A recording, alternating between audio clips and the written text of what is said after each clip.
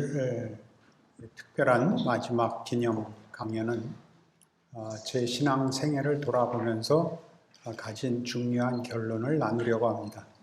그것은 보수주의의 명예입니다. 따라가 보시면 그 말이 왜 주제로 등장했는지 아실 수 있도록 제가 강의를 하겠습니다. 염두에 두고 있는 주의는 자유주의입니다. 자유주의는 우리 보수주의라는 말이 자유주의 하나 때문에 생긴 셈입니다. 그래서 캐톨릭이나 또는 무슨 순복음파나 또는 알미니안이나 아나베프티스트나 이런 데를 향하여 하지 않고 자유주의를 향하여 하는데 공격을 하거나 비난을 하려는 것이 아니라 그들로 인하여 어떤 유익을 받았는가, 보수주의를 어떻게 더 깊이 이해하게 되었는가로 가려고 합니다. 그래서 그들을 동반자라 그러면 오해의 소지가 있을 것이고 그들을 희생양으로 잡아서 우리 보상을 잡을 것도 아닙니다. 그 점 분명히 하고 쫓아오시기 바랍니다. 먼저 이 문제를 이해하시려면 텍스트와 컨텍스트라는 본문과 정황 혹은 문맥이라는 용어를 이해하셔야 됩니다. 보수주의와 자유주의를 비교하는 것이 여러 번에 걸쳐서 다른 주제들을 갖고 반복적으로 등장을 할 텐데 그때마다 자유주의의 역할도 긍정적으로 이해할 것이고, 그러나 그것으로 인하여 진정한 명예와 책임이 누구에게 주어졌는가를 확인하려고 하는 것입니다. 자유주의에게는 좀 미안합니다. 그러나 전 보수주의자니까 자기네가 할 때는 나를 갖고 놀든가 하라 그러고 우리 것을 할 것입니다. 보수주의는 역사에 대한 이해에서 자유주의와 아주 분명하게 대조됩니다. 보수주의는 역사를 하나님의 일하심, 그리고 내용을 담는, 구체화시키는 하나님의 개입으로 보고, 자유주의는 이해와 의미로 치우쳤습니다. 그래서 역사성에 대한 관심이 현저히 떨어집니다. 잘했다, 잘못했다를 얘기하려는 것이 아닌 것 기억하시고 들으십시오. 그러니까 심지어 예수가 부활했다는 사실이 뭐 그렇게 중요한가라는 말이 나오는 것입니다. 예수가 부활했다고 믿는 마음이 중요하지, 그게 무슨 차이인지를 알아야지 저들은 이렇게 얘기하고 우리는 이렇게 얘기한다는 주장만 대립을 시키면 목소리를 크게 하는 것 외에는 남는 게 없습니다. 오늘 강의 다 한 건데 질문 있으면 받고 없으면 끝입시다. 여기에 다 묻어놓은 겁니다. 이 얘기를 이제 천천히 설명을 해나가겠습니다. 역사는 텍스트를 담고 흘러가지 무의미하게 흘러가는 것이 아닙니다. 이사야 55장 말씀을 제가 인용한 것 같이, 그래서 제가 인용하려는 말씀을 8절에서 11절까지만 읽겠습니다. 이는 내 생각이 너희의 생각과 다르며 내 길은 너희의 길과 다름이니라. 여호와의 말씀이니라. 이는 하늘이 땅보다 높음같이 내 길은 너희의 길보다 높으며 내 생각은 너희의 생각보다 높음이니라. 이는 비와 눈이 하늘로부터 내려서 그리로 되돌아가지 아니하고 땅을 적셔서 소출이 나게 하며 싹이 나게 하여 파종하는 자에게 종자를 주며 먹는 자에게 양식을 줌과 같이 내 입에서 나가는 말도 이와 같이 헛되이 내게로 되돌아오지 아니하고 나의 기뻐하는 뜻을 이루며 내가 보낸 일에 형통함이니라. 어느 과거도 하나님이 외면했거나 실패한 역사는 없습니다. 어느 정황, 어느 사건, 어떤 사람에게도 하나님은 하나님의 하나님 되심으로 예수를 내주신 것 같이 개입하시고 함께 하신 사건인데 그것들을 무시한다는 것은 그건 누적된 하나님의 일하심에 대한 이해에 있어서 너무 소홀한 것입니다. 그럼에도 불구하고 역사와 거기에 담긴 내용을 구별해내는 것은 쉽지 않아서 예를 들면 거기 나오듯이 인문학자들은 이 텍스트를 볼 줄 모르면 컨텍스트인 역사는 다만 반복에 불과하다. 그렇게 얘기할 수밖에 없는 것입니다. 역사는 무의미하다. 아무것도 아니다. 인생은 헛되다. 윤회다. 그렇게 얘기하죠. 아무의 인생이나 아무 어떤 역사에도 텍스트가 녹아있는 걸 볼 수 없으니까 다만 반복인 것 같이 보입니다. 제가 거기 인문학자들의 학교라고 예를 들었는데 학교는 학교가 발전하지는 않습니다.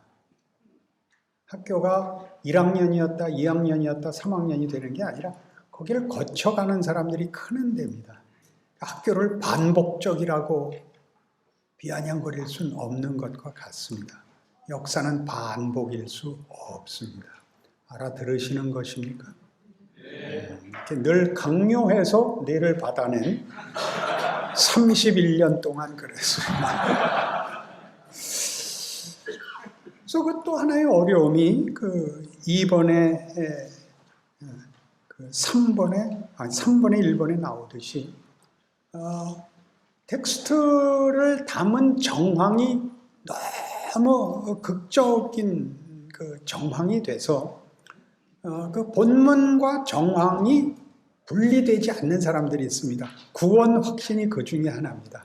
어느 날 어느 시 누구에게 그거 아니면 거긴 그 진짜 텍스트가 아니라 그러는 일들이 일어납니다. 그러니까 이런 거 조심해야 되는 거죠. 우리 보수주의자들이 일단 보수주의가 아니면 신앙이 아니다. 그렇게 얘기하는 겁니다. 어떻게 담아내는지를 모르니까 내가 부흥에서 받은 감동, 교통사고에서 겪은 어떤 전환, 이런 모든 것이 그 정황이 문제가 아니라 그 정황에 하나님이 은혜와 기적과 찾아오심을 본문으로 넣으신 건데 본문이 이 정황하고 너무 밀접하게 묶여 있어서 언제나 그 얘기를 그 본문을 얘기하려면 정황이 튀어나오는 겁니다. 그 정황과 같지 않으면 아니라 그래서 우리가 꼴통이 된 이유죠. 보수주의야? 이렇게 묻는 거죠. 보수주의야? 박윤선 믿어? 이거 박윤선 제일 존경하는 사람이 누구야? 이렇게 돼서 박윤선 그러면 통과. 아니면 다 아니라고 하는 그런 데가 됐어요. 보수주의가 진정으로 뭘 담고 있는지를 몰라서 이런 텍스트와 컨텍스트가 통합이 되어 본문의 크기를 무엇 하나로는 다 담아낼 수 없는 하나님의 부요하심을 보는 눈을 스스로 우리가 외면하는 것이라는 걸 기억해야 됩니다. 그래서 우리는 그 본문은 만드는 것이 아니라 거기에 준 선물, 은혜인 것을 압니다. 그걸 계시라고 하죠. 그게 문맥 속에 있지 않으면 그릇이 없으면 흘립니다. 문맥이 있어야 됩니다. 대표적인 게 구약이죠. 구약은 하나님이 누구시며 우리가 누구이며 그래서 하나님이 왜 필요하며 어떻게 그 일을 해결하시는가에 대한 문맥을 제공하는 것입니다. 신약은 구약이 없으면 그 문맥이 없으면 신약의 설명은 제가 자주 사용하는 영화 화면은 없고 자막만 나오는 게 됩니다. 자막만 나와도 모를 일이고 화면만 나와도 모를 일입니다. 그 문맥이 필요하다는 것 기억하셔서 구약 읽을 때 밤낮 이스라엘 놈들은 바보들이야 이렇게 끝나면 안 됩니다. 그 실제로 있었던 정황 속에서 인간의 한계, 배신, 못남, 그런 것 속에서 하나님은 어떻게 당신을 드러내시는가를 이렇게 볼 수 없으면 그 구약을 성경을 백독을 해도 의미가 없는 일이 되는 것입니다. 자기 인생이 뭔지를 모릅니다. 여러분이 늘 똑같은 정황을 갖고 있으면 일어나는 모든 사건들이 무엇인지를 알 수가 없습니다. 그것이 이렇게도 드러나고 저렇게도 드러나서 국산사자 음미체가 다만 과목이 아니라 훌륭해지라고 하는 과목들입니다. 전문화가 아니라 기본은 전인격적 인간의 훌륭함을 위하여 의도된 과목들인 것입니다. 그런 정황들을 모르니까 형통, 확인, 만족, 자랑이라는 거에 자꾸 붙잡혀 들어갑니다. 조마조마해야 그 내용이 나중에 분명해지는 겁니다. 사람을 기억할 때 이렇게 사진을 쭉 찍어놓고 가나다라로 해서 이렇게 외워서는 절대 못 외우고 정황이 있어야 됩니다. 접촉사고 나서 실컷 싸고 나중에 알고 보니까 이게 합신 교수고 나는 남포교회 목사더라 이렇게 되면 평생 잊을 수가 없는 거죠. 알아들으시겠어요? 그렇게 하나님이 일하시는 겁니다. 그 접촉사고 낸 사람이 누굴까요? 나중에 가르쳐 드리겠습니다. 하나님 주권 사상이라는 건 뭐냐면 그래서 문맥이 우연이 아니라는 거죠. 컨텍스트 자체도 하나님이 정하시고 하나님이 설정하시고 거기에 본문을 담는다라고 믿는 것입니다. 로마서 11장 예를 제가 들었는데 이는 만물이 주에게서 나오고 주로 말미암고 주에게로 돌아감이라 그에게 영광이 세세에 있을지어다. 아멘. 그 말의 크기를 알아야 됩니다. 일어나는 모든 일들이 제1차 세계대전, 제2차 세계대전, 일본이 지금 재무장하는 거, 중국이 막 최대의 국가가 되는 거 다 무서운 이거 하나님이 알고 계십니다. 알고 계신다는 것은 신성모독적 발언입니다. 하나님이 주권적으로 일하십니다. 욥에게 그리했듯이. 그래서 창세기 28장 10절 이하를 또 인용한 것 같이 베델 사건입니다. 중요한 구절만 보죠. 또 본즉 여호와께서 그 위에 서서 이르시되 나는 여호와니 너의 조부 아브라함의 하나님의 이삭의 하나님이라. 네가 누워있는 땅을 내가 너와 네 자손에게 주리니 네 자손이 땅의 티끌같이 되어 네가 서쪽과 동쪽과 북쪽과 남쪽으로 퍼져나갈지며 땅의 모든 족속이 너와 네 자손으로 말미암아 복을 받으리라. 내가 너와 함께 있어 네가 어디로 가든지 너를 지키며 너를 이끌어 이 땅으로 돌아오게 할지라. 내가 네게 허락한 것을 다 이루기까지 너를 떠나지 아니하리라.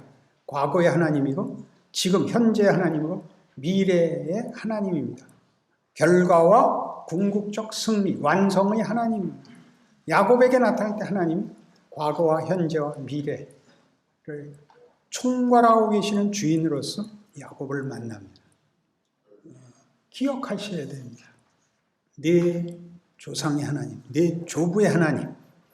조부가 있어서 아버지가 있고 자기가 있는 이 역사의 하나님 손 안에 있는 긍정성에 대한 이거보다 더 귀한 성경 구절도 없을 것입니다. 그래서 이제 이 정황이라는 데 대하여 좀 집중해서 살펴볼 필요가 생긴 거죠. 그 다음 기독교 신앙의 실제적 이해에서 제가 컨텍스트를 이렇게 여기 설명합니다. 문맥, 정황, 혹은 그릇, 용기, 무엇을 담는 그릇을 말합니다. 혹시 우리에게는 제가 아는 범위 내에서는 세 가지로 구별을 했는데 유산이든가 신앙이 체험이든가 그 다음에 현실이든가 그럴 것입니다. 그것이 우리에게 동기가 되기도 했고 그 정황 때문에 우리가 하나님의 인도하심 속에 있었다는 걸 나중에 확인하게 됩니다. 개인 현실에서 실존적 결단이 필요할 것입니다. 회심, 영접이라는 것이 있죠. 또는 이젠 다른 방법이 없어서 하나님이 계시다면 어떻게 좀 해보세요. 또 있습니다. 죽기 살기로 기도원 가서 이번에 결판을 내자. 이런 것도 있고, 나는 뭔가 남들이 보면 부러워하는데 그게 뭔가, 이게 다인가, 이런 식의 동기와 그런 동기가 도전이 되는 그 자리까지의 정황이 하나님 손에 있다 이거죠. 그 정황이. 거기서 우리는 본문을 만납니다. 아까도 얘기한 것 같이 그것이 본문과 정황이 너무 밀접하게 묶여 있어도 이해의 곤란을 얻고, 그게 없어도 곤란한 겁니다. 컨텍스트가 없이는 텍스트가 나올 수가 없고 담을 수가 없으니까, 텍스트를 가지면 컨텍스트의 가치가 무엇인가에 대한 이해가 있어야 되는데, 텍스트만 뽑아내면 그 다음에 컨텍스트를 무시하는 경향이 있습니다. 아무 정황과 상관없이 정답을 들이대는, 기도해, 믿음을 가져, 이런 식의 주장은 사실은 하나님의 일하심에 대한 이해가 대단히 부족한 것입니다. 때가 있어야 됩니다.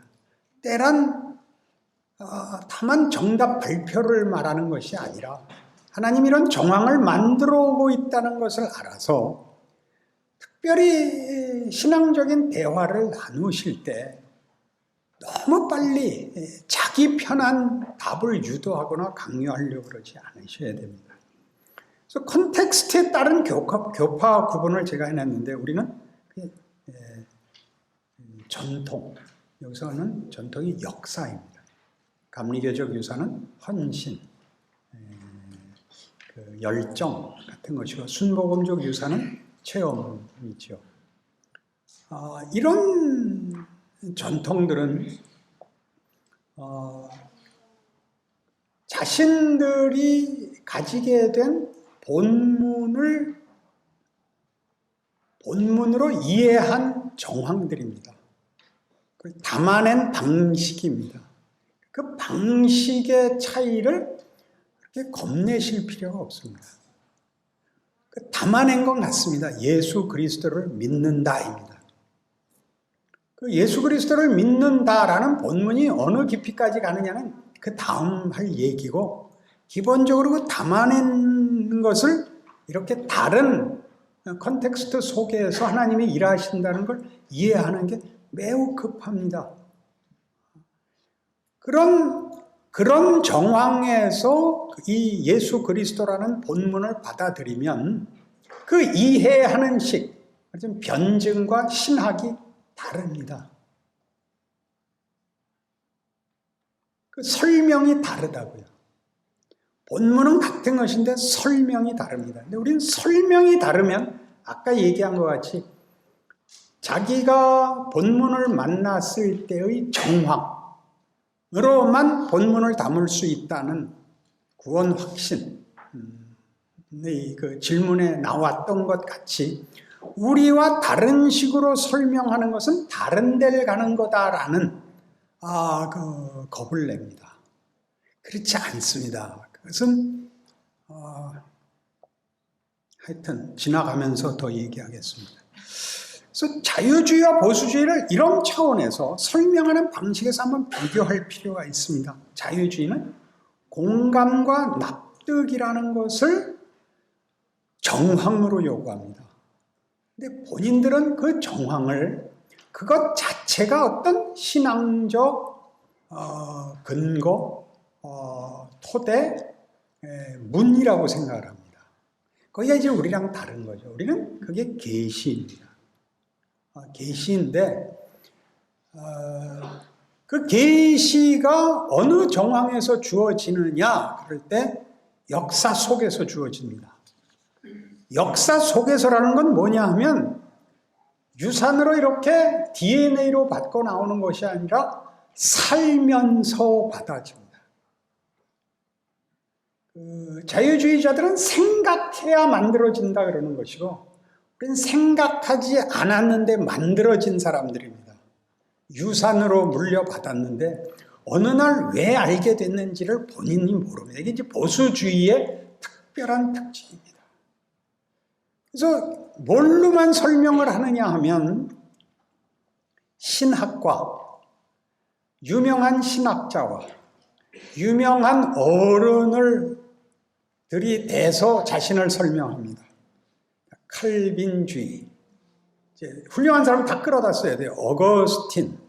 그러니까 이제 아퀴나스는 제끼고 웨슬레이는 제치고, 그다음에 이제 뭐 존 머리, 바빙크, 그리고 이제 아슬아슬한 사람 다 빼고 박윤선 이렇게. 이게 이제 나중에 이 의미도 설명을 하겠습니다만 왜 그러는지 알아야 됩니다. 본인이 자기가 가진 신앙을 어떻게 가졌는지를 모릅니다. 보수주의의 큰 특징입니다. 큰 은혜입니다.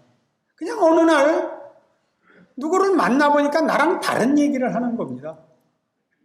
신학과 설명과 경험과 이게 다릅니다. 결론은 같은데 그걸 그들이 너무 그 방식을 요구해서 나는 한 번도 못 들어보고 생각 안 해본 방식이라서 너 그럼 칼빈을 알아?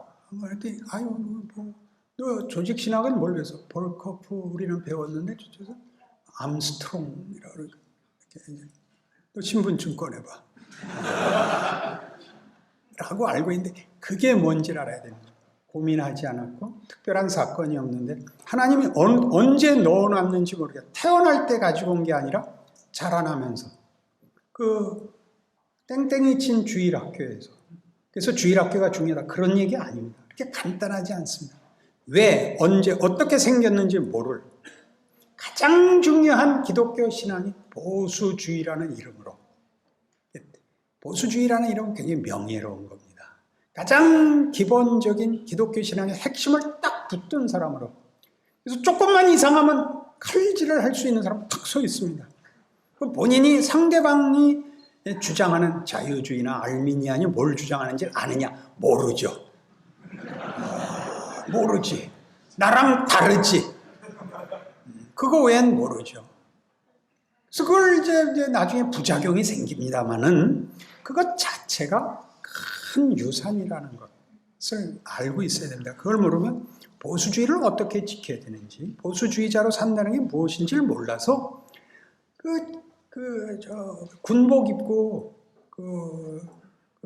총 메고 나가서 신분증 보자고 아니면 쏘든가 개머리판으로 치든가 외엔 할 게 없습니다. 그건 명예롭지도 않고 위대하지도 않습니다. 그리고 본인이 자랑스럽지가 않습니다. 제가 오늘 명예를 가르치는 것이죠. 3페이지 와서 그래서 보수주의란 그래서 뭐냐? 원어민을 생산하는 곳입니다. 원어민이 뭐죠? 태어나서 그게 꼭 모태신앙이 가장 다수를 차지하고 있는데 모태신앙이 아니라도 상관없습니다. 왜 그런지 모르게 그냥 말을 익힌 거죠. 가장 중요한 신앙의 핵심을 모국어로 가지게 된 사람들을 말합니다. 그러니까 이 사람들의 약점은 뭐냐면 스펠링이나 문법에 약합니다. 누가 더 잘하죠? 한국 사람이 더 잘하죠. 미국 가서. 내 룸메이트는 나랑 돈 내기 칸타타. 우린 칸타타. C-A-N-T-A-T-A. 칸타타. 얼마나 쉬워. 이 컨테더. 이렇게 하던데, 발음을. C-O-N-T-A-T-A. 50센트 걸기. 내가 이겼죠. 그다음부터는 꼼짝도 못했어요. 말은 내가 못하는데, 문법은 내가 귀신이죠. 안 그래요? 그렇게 돼 있어요. 영어가 얼마나 중요하죠? 국제어잖아. 영어가. 우린 그게 모국어라고요. 신앙의 핵심이 우린 모국어예요. 변두리에 있는 사람들이 문법에 더 강해요. 알아들으세요? 그 나라에서 훌륭한 사람이요. 그럴 거 아니에요. 변두리 국가에서는 2개 국어를 해야지. 우린 2개 국어가 필요 없지. 미국 놈들은 그래요. 모이면 이렇게 국제적으로 모이면 난 어디서 왔다, 어느 나라에서 왔다 그럴 때 미국 놈들만 놈이라 그래서 미안한데 난 뉴욕에서 왔다. 난 LA에서 왔다. 그렇게 말을 해요. 미국은 너무나 당연해서 뉴욕에서 왔다, LA에서 왔다 그러는데 네덜란드 친구가 하나 이렇게 물어봤어요. 그런 나라도 있냐? 통역하면 넌 왜 잘난 척을 하냐? 이런 말이죠. 왜 잘난 척을 하죠? 국제어니까. 국제어니까. 그게 이 보수주의 진영이 형성된 이유고 보수주의를 보존하는 하나님의 방식이에요. 여러분이 구체적으로 들어가면 다 꿀려요. 특히 자유주의자들한테는 꿀려요. 내 나라 말인데 지가 더 많이 알아요. 안 쓰는 단어 스펠링 아니냐고 물어보고 그러면 깜짝 놀라잖아요. 그러겠어요? 안 그러겠어요?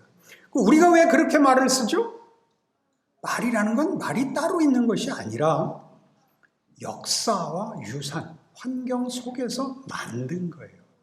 우리 그 속에서 크는 사람들이에요. 그래서 저기서 뭐라고 그게 말이 되냐 그러면 이렇게 늠름하게 째려보시고 별 이상한 종족도 있다. 그러고 오시지 이렇게 삿대질하고 너는 그럴 필요가 전혀 없습니다. 외국인이잖아요. 못 알아들은. 그러니까 제가 거기 썼죠. 3페이지 3번 평가. 체험, 헌신, 공감이 결국 그 모든 것이 가능한 하나님의 크기, 약속, 능력 그리고 성품 속에 있음을 알게 된다.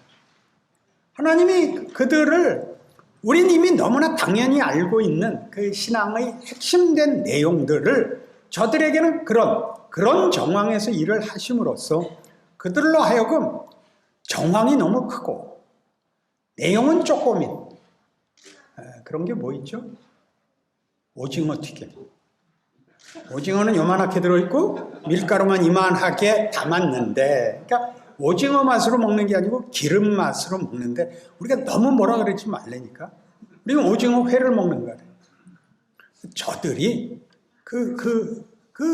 그렇게 중요한 핵심된 신앙의 내용들을 그 그릇 속에 담고 있다. 그래서 그들이 그 그릇을 너무나 귀히 여긴다라는 걸 이해하셔야 돼요. 안 그러면 이상한 싸움을 하게 돼요. 그래서 거기 모르더라도 우리가 서 있다. 이 말이 뭐예요? 그 원어민으로 서 있잖아요. 원어민으로. 뭐라고 아무리 쉬려고 해도 우리가 못 알아듣겠는데 그러면 그만인 거예요. 개화기에 이제 미국에서 그 일본에 사절단을 보냈는데 최소한 미국 사절단이 오니 외무부에서 나가서 영접할 때 영어로 환영사를 해라. 그래서 영어로 환영사를 했어요. 미국 대표가 답사를 하면서 그랬어요. 우리는 일본 말이 전혀 영어랑 다른 줄 알았는데 굉장히 비슷하더라.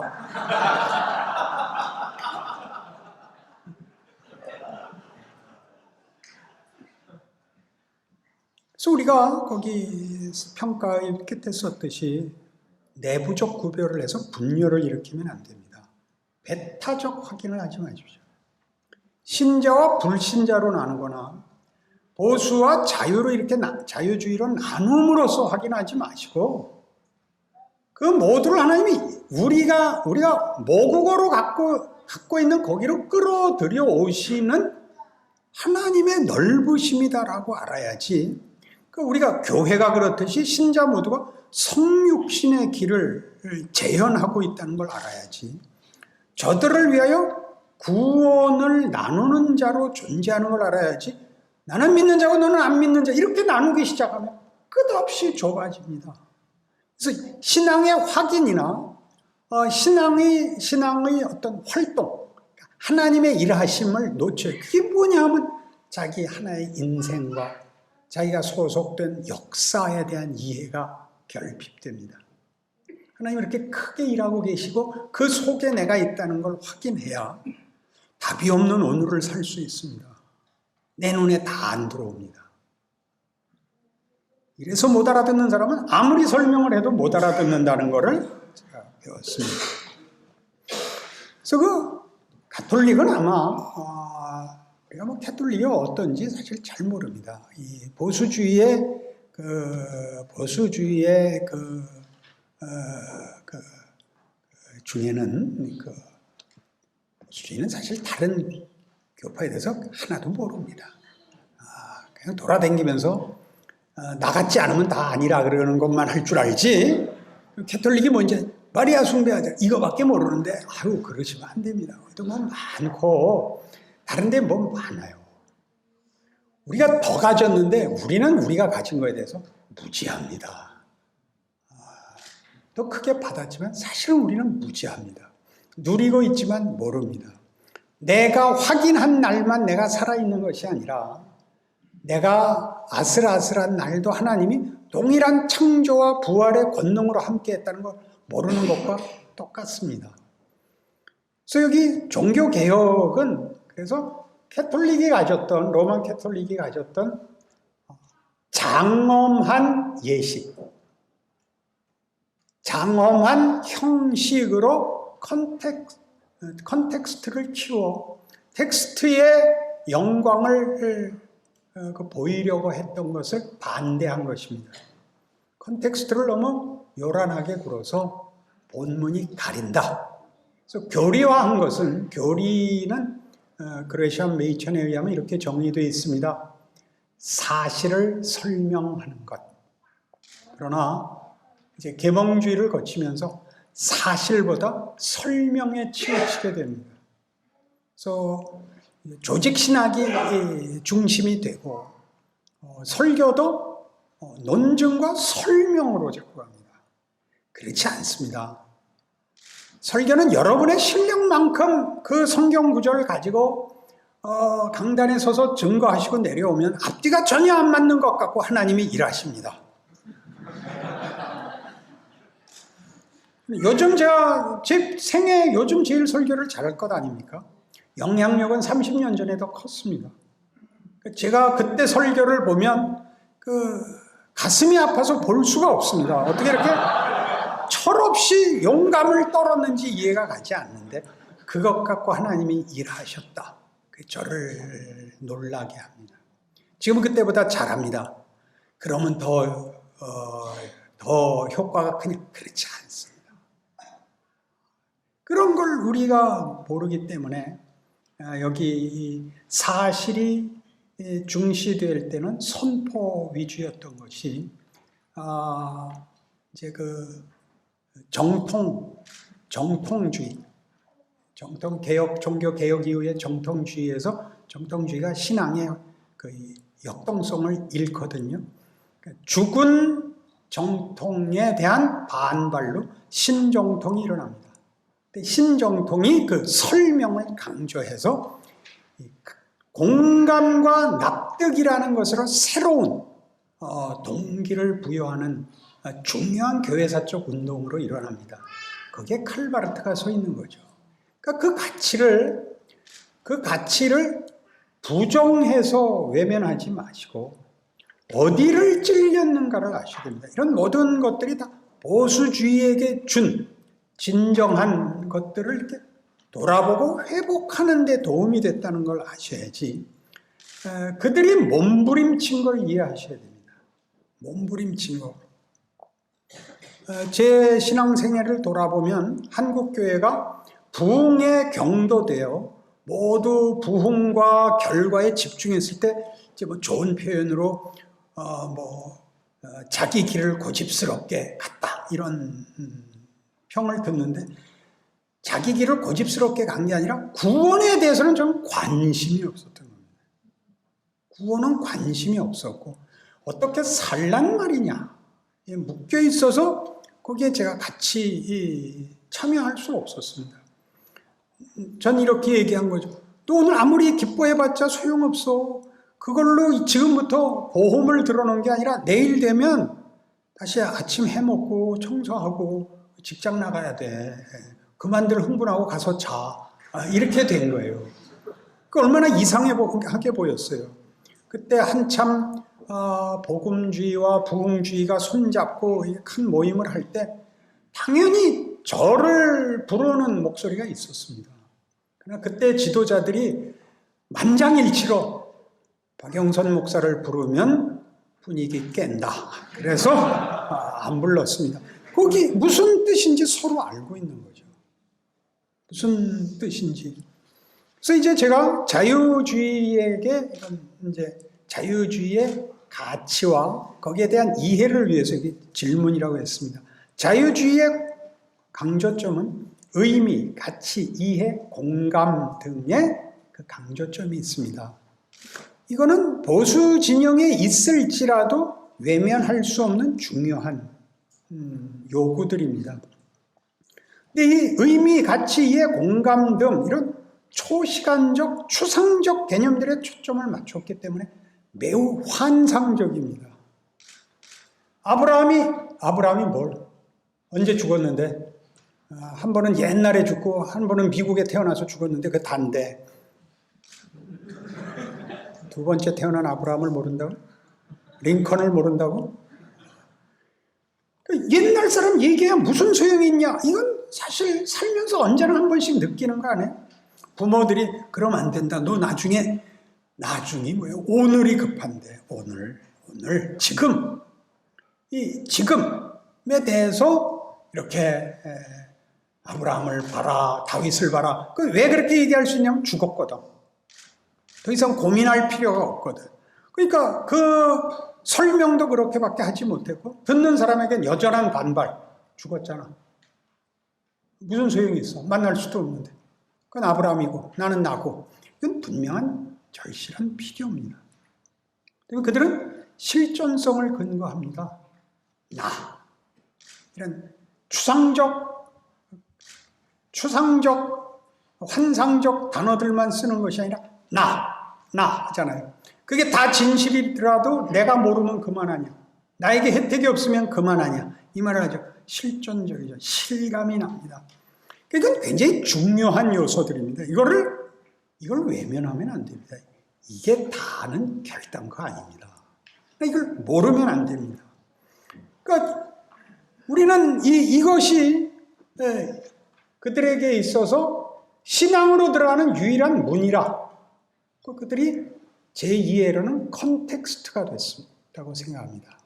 그러니까 그 문으로 들어오지 않으면 절대 텍스트를 만날 수 없다고 생각하고 저의 이제 얘기는 그 끝에 나왔듯이 인간이 다만 신적 의지와 능력에 조종되는 존재라면 곤란하지 않은가라는 이 질문 그들이 하고 우리 안에도 있는 이 문제에 대한 답을 4페이지에 썼습니다. 인간의 선택과 책임은 명예요 영광이다 이렇게 이해합니다. 그건 우리가 선택하거나 이해해서 생기는 것이 아니다. 나는 생각한다 고로 존재한다. 생각해서 존재가 생기는 것이 아니라 존재해서 생각하고 존재한다는 걸 인식하게 된 것에 불과하다. 인식하는 게 죄가 아니라 존재가 이해 전에, 합의 전에, 요구 전에 주어졌다. 우선순위를 혼동하지 마라. 이게 보수주의입니다. 계시가 우선한다. 하나님이 우선한다. 그래서 다 알아야 되는 것 아니고 그건 하나님 마음에 달린 거다. 하나님 마음에 달린 거다. 그럼 불안하지 않은가? 그러니까 믿음을 가져야 된다. 보수주의에서 말하는 믿음은 거의 무지 또는 고집 그리고 자존심 같은 겁니다. 전쟁을 하는데 예의를 갖추면서 할 수는 없는 겁니다. 전쟁은 가장 뻣뻣하게 하는 겁니다. 쏘는 거니까. 전쟁은 늠름한 기상을 가지고 적과 맞서야 되는 겁니다. 적은 뭐죠? 죄입니다. 죄. 자유주의가 아니라 죄입니다. 하나님을 반대하는 모든 것입니다. 그니 우리 아군이 와서 생각하는 사람이 되라 그러거든. 야, 총을 잘 쏴야 된다. 그렇게 답하는 거죠. 생각하는 게 죄라는 것이 아니라 전쟁이다. 전쟁을 하면 적을 물리치면 다 되는 것이 아니라 보호할 국민이 있어야 됩니다. 보호할 어떤 가치 있는 것이 있어야 됩니다. 그게 뭐죠?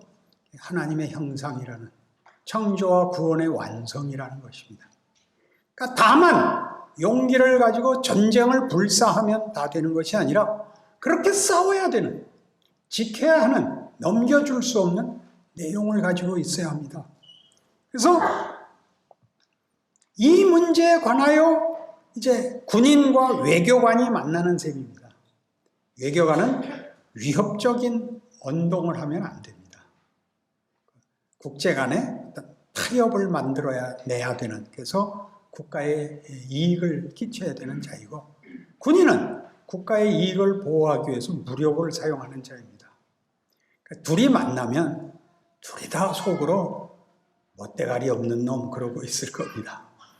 외교관은 군인 보고 너무 복장이 난처하다 그럴 것이고, 군인은 외교관 보고 이게 국가의 돈으로 사치를 부리고 있어 아마 그랬을 겁니다. 무슨 말인지 아시겠죠? 둘 다 나라를 위하여 존재하는 책임자인 것입니다. 그래서 이 지켜야 하는 하나님의 형상, 하나님의 복주심, 창조와 구원이 가지는 영광을 보수주의가 그걸 회복해야 되는데, 틀린 자, 다른 자를 공격하고 비난함으로써 가지는 정체성에서 훨씬 적극적으로 우리가 진정 갖고 있는 것이 무엇인가? 우리가 누리고 우리가 지키는, 내가 군인일지라도 어느 나라를 지키는, 어느 나라 군대인가가 중요하듯이 그 지키는 나라, 내가 소속한 나라라는 것을 자기 스스로에게서 만들어내지 못하면 그러면 가난한 겁니다. 악착같이 싸워서 기술로만 이기고 보호될 나라가 있는 것이 아니라 그 군대는 다르더라가 있어야 됩니다. 군무를 쓰고 워카 신고 이 전투복 차림에 아무도 못 입는 부분이 없는데 어디선가 인격과 인품에 있어서 인간된 실력과 눈앞에 있는 이 가장 인간이 경험하는 가장 큰 전쟁이라는 비참함 앞에서도 그가 그것으로 허물 수 없는 뭘 가지고 있어야 됩니다. 군복 중에서 제일 멋있었던 게 나치 정권의 독일 장교복들입니다. 영화에서 가끔 나올 때는 대단히 멋있죠. 다시 한번 보세요. 영국 군복이 더 멋있습니다. 독일식이 이렇게 보이는 멋을 다 낸 거라면 영국은 하나 쓱 감추고 들어갑니다. 다시 한번 보시죠. 영화보다 군복 볼 틈이 어디 있었겠습니까마는 그게 눈에 들어와야 된다는 것. 적어도 합신을 나왔으면 그쪽은 영국 군복 멋있습니다. 벤츠 멋있죠? 영국 차는 더 멋있습니다. 롤스로이스나 제규 같은 거 보면 정말 멋있습니다. 미국은 전혀 다릅니다. 편합니다. 군복도 그냥 밀가루 푸대 같은 거 물감 들여서 무릎 안 튀어나오게, 무릎 튀어나오는 데까지 넓혀버렸으니까 원단이 풍부하니까 하여튼 할 말이 없습니다. 나중에 보면 미제가 제일 좋아요. 물감 들여서 그 군복으로 옷 입으면 평생 입어도 돼. 체중 조절만 하면. 그래서 우리 보수주의를 어떻게 이해해야 되느냐 하면 4페이지 오른쪽 하단에 나오듯이 중간에 교리를 외우듯이 거대한 종교 개혁의 유산을 누려야 한다. 교리를 외울 때는 이해하라고 하기 전에 외워놓으라 그러죠. 앞에 하고 이제 한 단계 나가서 얘기입니다만 성경이 이해가 되지 않아도 읽어놔야 됩니다. 읽어놔야 됩니다. 나중에 이해가 됩니다. 그렇게 보수주의라는 것이 무엇인지, 개혁주의가 무엇인지를 이 안에서 원어민으로 키는 것, 모국어로 알고 그 안에서 크는 것은 대단한 영광입니다. 미국에 가서 어느 신호등에 우리가 차를 신호에 걸려서 서 있는데 그러면 자주 그런 일이 일어나요. 미국 거지가 하나 어슬렁 걸어와서 유리창 닦는 거에 이렇게 물 묻혀갖고 앞유리 이렇게 2번 내리긋고 걸레로 한번 닦고 창에다 손 내밉니다. 1불 줘야 돼요. 우리가 1불 주고 신호 떨어져서 가면서 그러죠. 영어가 아깝다. 영어가 아깝다. 알아들으세요? 영어를 할 줄 아는데 거짓은 큰일인 거예요. 영어만 하면 되는 게 아니라 영어 하는 사람에게 토플 보라 그러지 않아요. 탭스 보라 그러지 않아요. 알아들어요? 그러니까 나가서 너 영어 해봐. 너 영어 해봐. 이렇게 묻는 거 아니에요. 당신들이 영어를 멋지게 하세요. 당신의 인품에다. 여러분의 현실에 담으세요. 실존적으로 담으세요. 한 인격, 사실, 오늘이라는 사실이라는 하나님이 요구하시는 정황 속에서 발휘를 하시라고요. 이런 중요한 말들을 그렇게 쉽게 듣다니. 그러니까 탕자의 비유를 보면 탕자의 비유가 나갔다 들어온 자식만큼 남아있었던 자식에 대해서 질문을 하고 있어요. 넌 네가 나갔다 온 자에게 베푸는 것을 불만스러워할 만큼 그것밖에 안 되냐라는 아버지의 질문이 있다고요. 얘야, 내 것이 다 네 것 아니냐? 그 큰아들이 모르고 있어요. 나갔다 들어온 자를 환대하는 것 때문에, 용서하는 것 때문에 맏아들이 오해를 하고 있다. 그러지 마세요.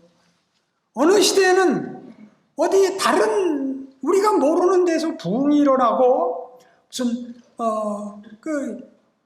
주된 세력이 되고 인기를 끌고 하고 수 있어요. 그럼 그냥 묵묵히 계세요. 우리는 맏아들, 그토록 많이 썼던 장자의 시샘만 있으면 안 되는 것입니다.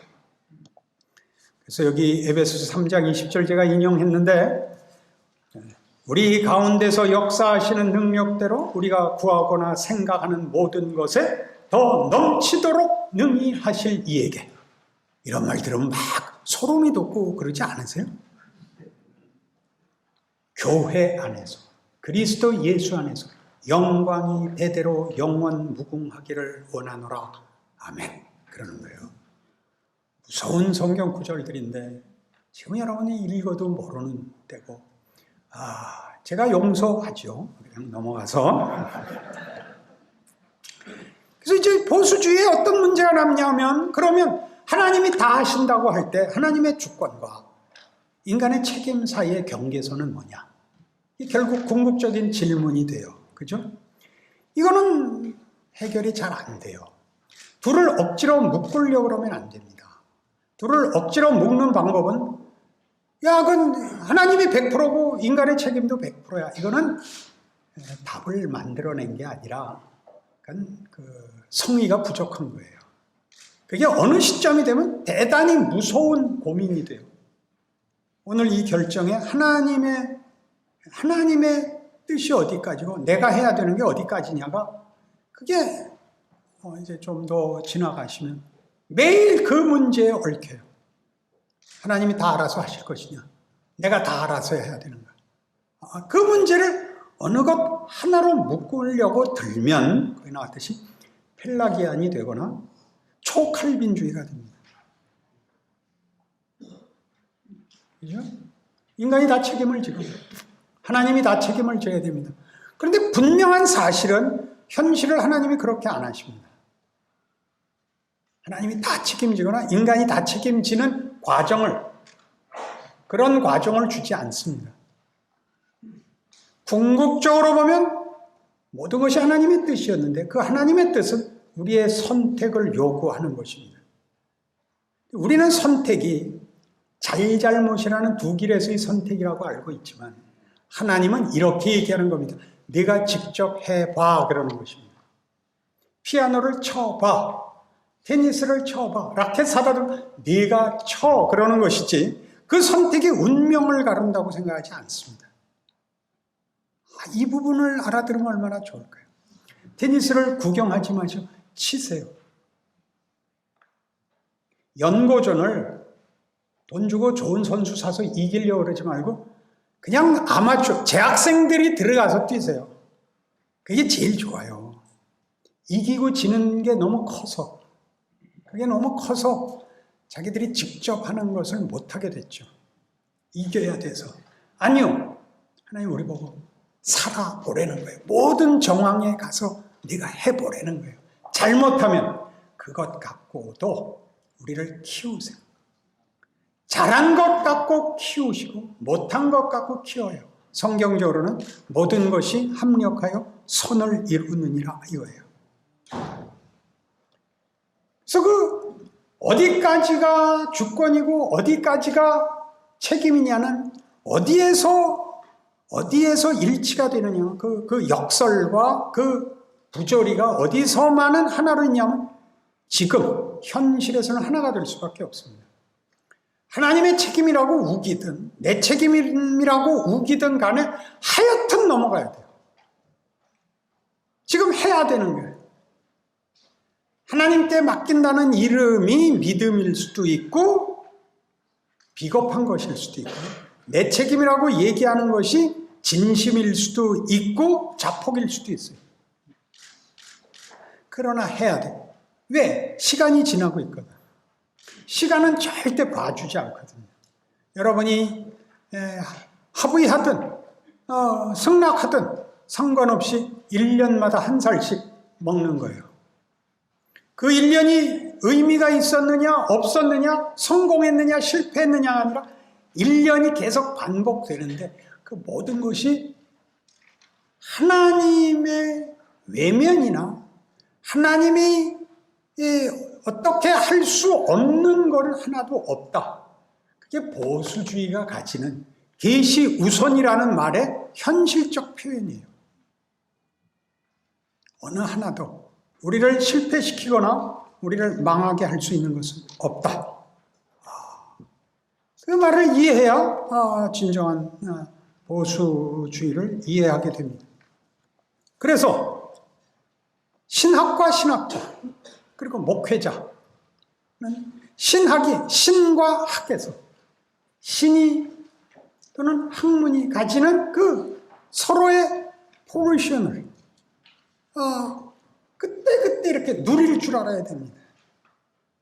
하나님의 하나님 되심과 그것을 내게 적용하시고 내게 납득시키는 것을 둘 다 균형을 가지고 적용해야 되는데 균형은 그때의 실력만큼 균형이 생기는 겁니다. 모르겠고 말이 안 되고 에라 아무래도 좋다고 그래서 어떤 일이 생기느냐 대부분의 신자들은 이 고민하는 신학자와 목회자에게 의존하여 산다는 사실입니다. 우리 스스로 하나님의 종으로 부름을 받은 자들도 이게 왔다 갔다 하는 그 속에서 살아내는 이 일을 평신도들이 이해할 수는 없는 것입니다. 의존하죠. 목사님, 이런 때는 어떻게 해야 돼요? 기도하세요. 이러면 무책임한 답이에요. 그러나 목사님이 이렇게 얘기하면 알아듣는다고요. 어떻게? 그때 지가 아슬아슬한데 어떤 걸 선택해서 그 뜻으로 한 거 아닌데 나도 모르겠습니다 였는데 그때 목사님 그 말씀 하나에 제가 이렇게 해서 이렇게 됐습니다. 반대의 경우도 물론 있습니다. 그래가지고 목사한테 다 믿을 게 아니구나. 내일은 내가 책임져야 되는구나. 그래가지고 다 만들어가요. 이것이 하나님의 섭리와 경륜을 벗어날 수 없다. 그의 결정을 벗어날 수 없다를 아는 것이 보수주의죠. 그러니까 태연하게 그러는 거죠. 야, 쏴. 쐈다가 죽어. 내가 책임질게. 보수주의가 가지는 명예입니다. 다 알아야 되고 훌륭해야 되고 이거 아니고 다 가진 자입니다. 다 가진 자. 다 가진 자. 여러분이 맞으세요? 그 탕자 나가 있는 동안에 그 빈 방에 친구 갖다 들여놓고 하숙치고 매일 좋은 거 사다 먹이고 그러세요. 괜찮아요. 작은 아들 돌아오면 같이 살라 그러거나 그때 방 빼거나 그 크기를 저들이 이해하는 식으로 우리가 이렇게 깊게 분명하게 설명을 할 수 없기 때문에 우리는 늘 약간 특히 자유주의자들에게 대해서는 약간 열세이고, 저들은 굉장히 유식하고 분명한데 우린 그들은 유식하고 분명하지 않아요. 설교하는 거 보세요. 설교를 못해요. 생각하라 그러면 설교는 두들겨 패는 거예요. 쏴! 그래갖고 막 쏘는 거예요. 정신이 하나도 없는 거예요. 도대체 오늘 목사님은 뭐라 그랬는지는 없고, 그냥 막 뭐한테 밀려서, 뭐한테 그러면 안 되죠. 하나님께 밀려서. 그냥 막 그다음부터, 아유, 잘 살아야겠다. 이러고, 이게 주일마다 반복되는 거예요. 하나님이 그렇게 일하세요. 멋있어요. 욥을 만날 때 하나님 폭풍 속에서 만나세요. 맹렬한 기세로 다 날려버릴 것까지. 정신을 어디다 차려요? 그냥 날아가듯이, 휩싸이듯이, 삼키듯이 그렇게 없는. 그래서 이 신앙인들을 보시면, 제가 6페이지에 오다 노부나가 도요토미 히데요시 도쿠가와 이에야스를 예로 들었는데, 일본 사람들은 이 세 사람을 이제 대표적인 어떤 남자의 전형으로 봐요. 이 세 사람 중에 누구를 좋아하는가, 또는 누가 제일 훌륭한가를 얘기하다가 이런 얘기까지 나왔다 그래요. 따지고 보면 오다나 도요토미나 도쿠가와는 자기 명예를 위해서 싸운 것 아닌가. 아무것도 모르고 그 밑에서 쫄병 노릇한 사람들이 얼마나 위대한가. 그렇죠. 하여튼 자기 지휘관이 돌격 앞으로 오래 싸운 거 아니에요.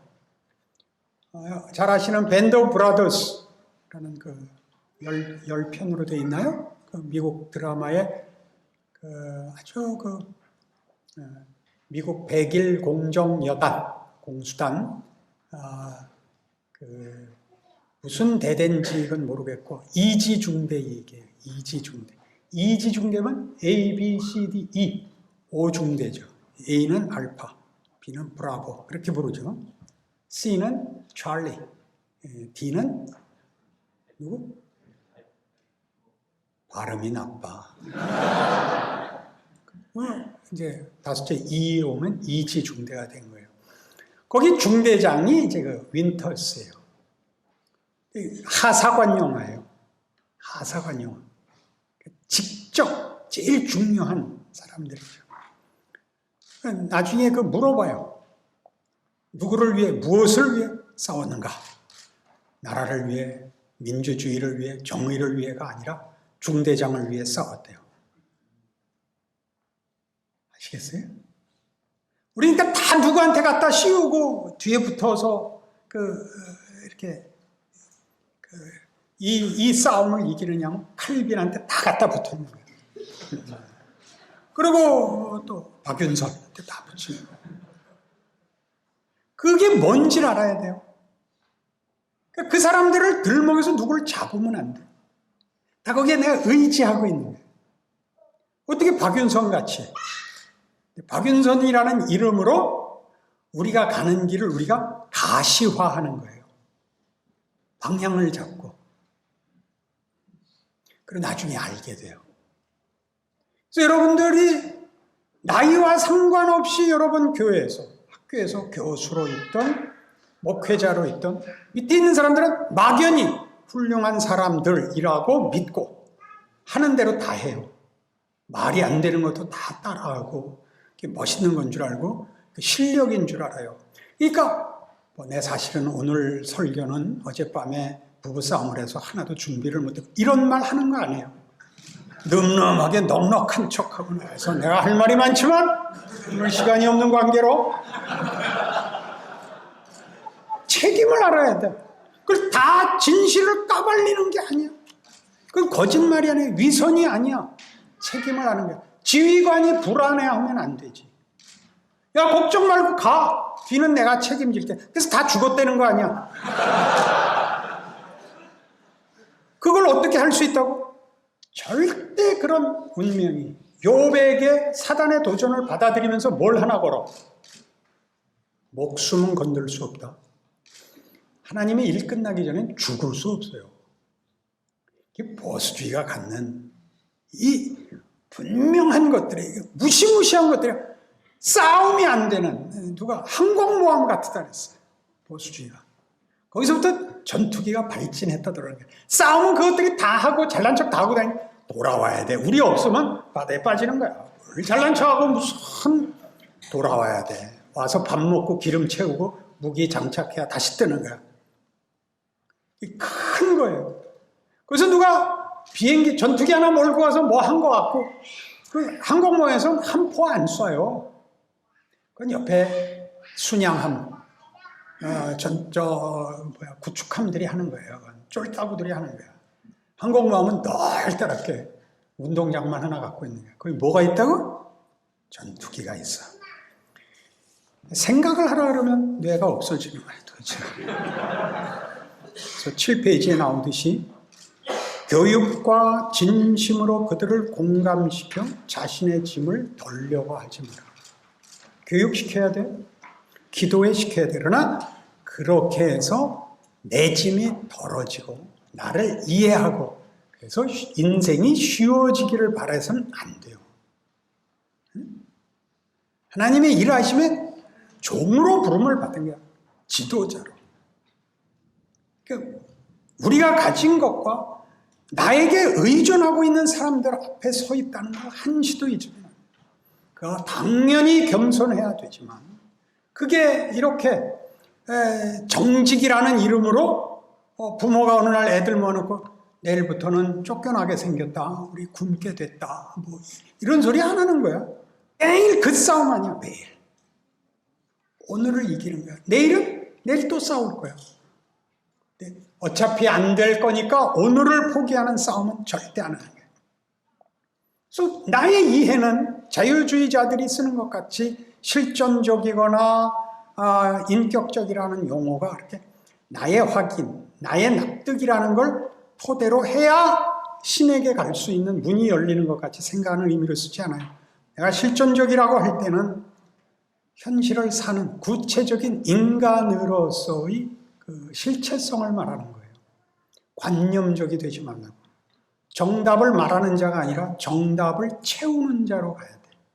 그게 하나의 정보로 들어있지 않고 자신의 구체적인 전인으로 채워져 나가는 걸 실존적이라 그러고, 인격적이라는 것은, 신앙의 가장 중요한 것은 관계예요. 하나님과의 관계. 그 관계이기 때문에 기독교의 가장 중요한 주장은 사랑과 믿음이야. 그러니까 둘 사이의 관계가 인격적인 관계라는 걸 의미해요. 모든 진리는 그 관계를 구성하고 채우는 것들이 다 진리야. 사실이고. 그게 역사고 하나님의 약속이고 교리고 그래요. 그래서 우리는 무지의 용기를 가져요. 모든 걸 알 필요가 없어. 큰아들이야. 아버지한테 물어보면 되고 아버지께 맡기면 돼. 아버지 손님 오셨어요. 아버지 불났어요. 그러면 돼. 호들갑을 떨지 않아도 돼. 내가 다 하지 않아도 돼. 내 쪽에서 보자면 자유주의자들은, 지금 말하는 자유주의자들은 이제 넘어간 자유주의자들 말고 고백은 같은데 우리랑 신학적인 기준점이 다른 같은 편인 것 같기도 하고 아닌 것 같기도 하고 난 크게 보고 있는 거예요. 그들을 보면